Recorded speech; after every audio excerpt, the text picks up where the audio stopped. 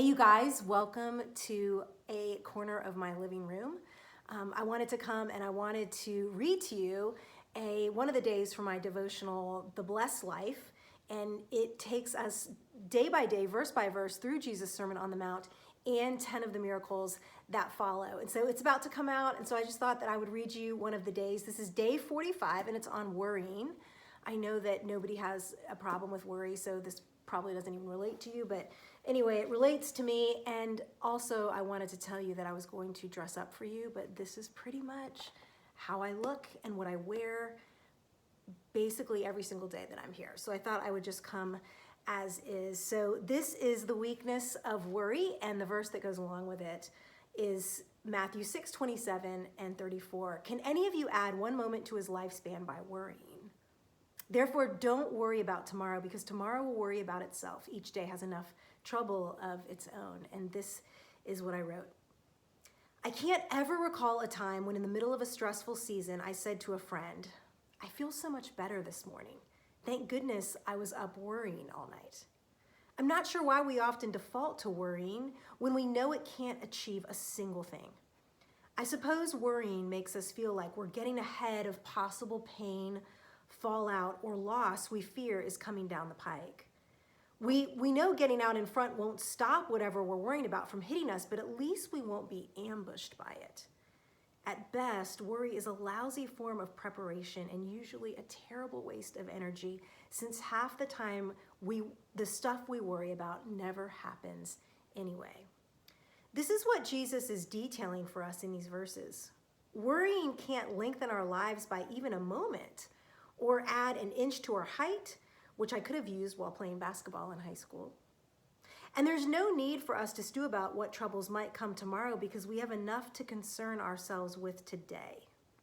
Worrying about what may or may not happen in the future only snatches the precious moments we have right now, the only moments we're assured of.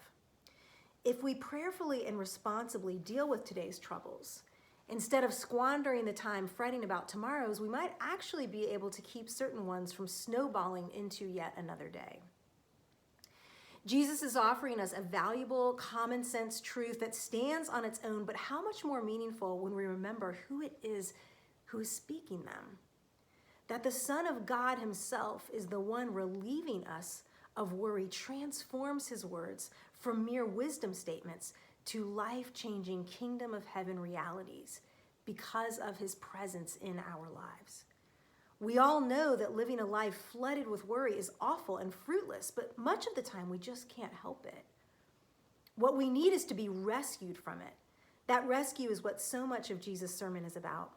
Because the presence of Christ has infiltrated our world, he not only teaches us how, but also empowers us to live free of debilitating anxiety.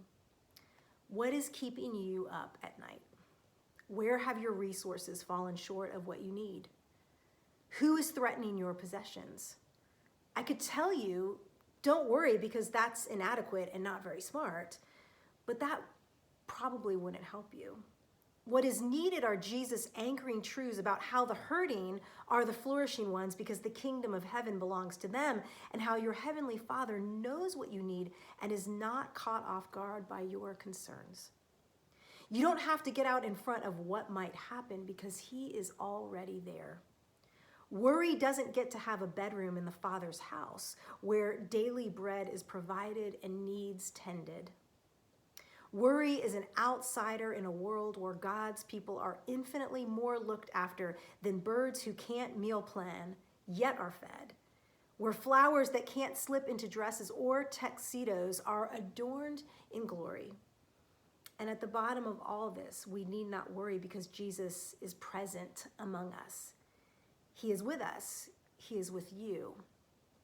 And the inexhaustible riches of his glory are present to meet your needs.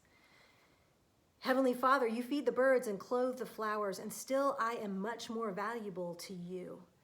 Relieve me from worrying, not only because it's tiresome and fruitless, but because it's needless in your presence. Supply me with your provision. Help me remember you are eager to meet my needs and generously give me yourself. Let me go throughout my day, not oblivious to my real concerns, but anxious to place them in your care. So that's a day from the blessed life that I wanted to share with you guys, and I will see you soon.